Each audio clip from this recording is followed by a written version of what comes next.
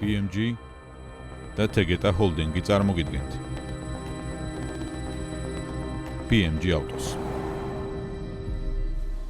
ილამშვიდობის Toyota ამერიკის შეერთებული შტატების ქარხნებში 1 მილიარდი დოლარის ინვესტიციას განახორციელებს კენტუკისა და ინდიანაში წარმოება გაფართოვდება, რაც ელექტრომობილების, ასევე Camry-სა და RAV4-ის გამოშვებას დააჩქარებს. მიუხედავად იმისა, რომ ამერიკული ტარიფები კომპანიას 9.1 მილიარდ დოლარამდე უჯდება და ნავთობის კრიზისი მწვავდება, იაპონური გიგანტი წარმოებას მაინც ზრდის.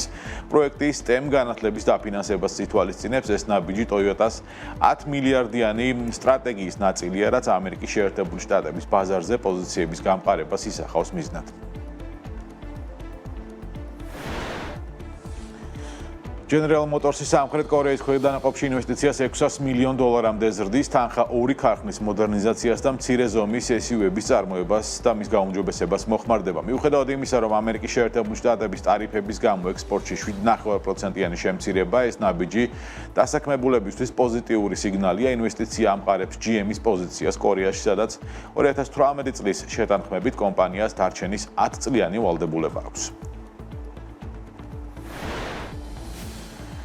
Hyundai 2026-2030 წლებში ჩრდილოეთ ამერიკის ბაზარზე 36 ახალი მოდელის წარდგენას გეგმავს. კომპანია უარს არ ამბობს ტრადიციულ ძრავებს და მომხმარებელს ჰიბრიდულ ელექტრო და i-REV აგრეგატებს თავაზობს. სტრატეგიული მიზანი 2030 წლისთვის ამერიკის შეერთებულ შტატებში წარმოების 80%-ზე მეტად გაზრდა და GM-თან პარტნიორობა. ეს ნაბიჯი ელექტრომობილებზე მოთხოვნის შენელებაზე საპასუხო რეაქციაა, რაც ბაზრის დივერსიფიკაციას და წარმოების მაქსიმალურ ლოკალიზებაზეა ორიენტირებული.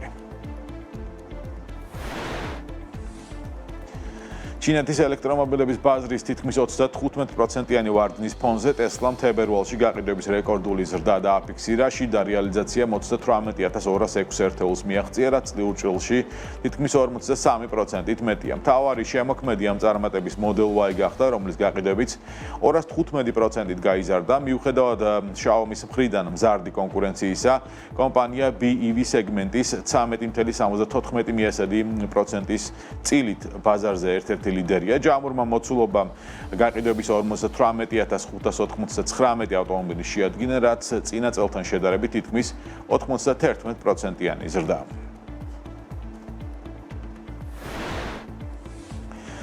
Sony-მ და Honda-მ ერთობლივი ელექტრომობილის afelas წარმოება გააუქმეს. მაღალმა თვითღირებულებამ და მოთხოვნის კლებამ ულტრათანამედროვე პროექტი არარენტაბელური გახადა. ამასთან Honda-მ შეწყვიტა საკუთარი EV პლატფორმის Honda 0-ის განვითარებაც, რაც ბაზრიდან კომპანიის თითქმის სრულ გამოსვლას ნიშნავს. ანალიტიკოსების აზრით, ტენდენცია ჰიბრიდული მოდელების სასარგებლოდ იცვლება, სრულად ელექტრო პლატფორმები კი მწარმოებლებისთვის ფინანსურად ზედმეტად რისკიანი აღმოჩნდა.